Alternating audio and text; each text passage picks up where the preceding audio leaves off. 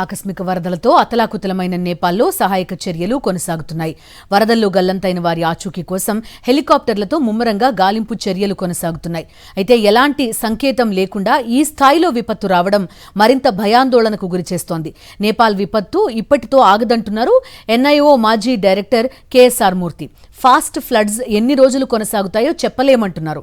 పర్యావరణ విధ్వంసమే ఈ విపత్తుకు కారణమని, వరదల నివారణకు దీర్ఘకాలిక ప్రణాళిక అవసరమని సూచిస్తున్నారు.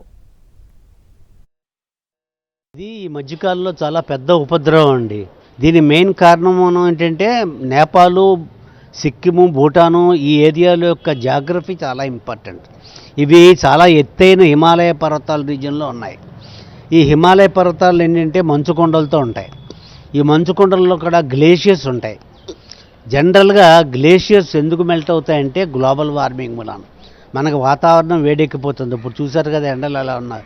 ఇలా ఎండలు విపరీతంగా ఉండి గ్లోబల్ వార్మింగ్ రావడం వలన ఒక ఉపద్రవం ఏంటంటే మంచుకొండలు కరిగిపోతాయి.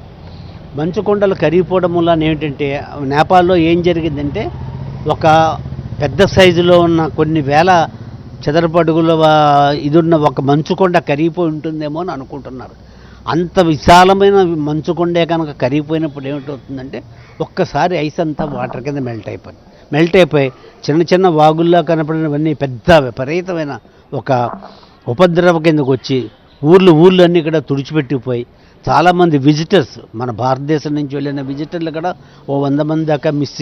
మన విశాఖపట్నం నుంచి కొంతమంది వెళ్ళేవారు క్షేమంగా ఉన్నారని చెప్పేదో సమాచారం వస్తుంది.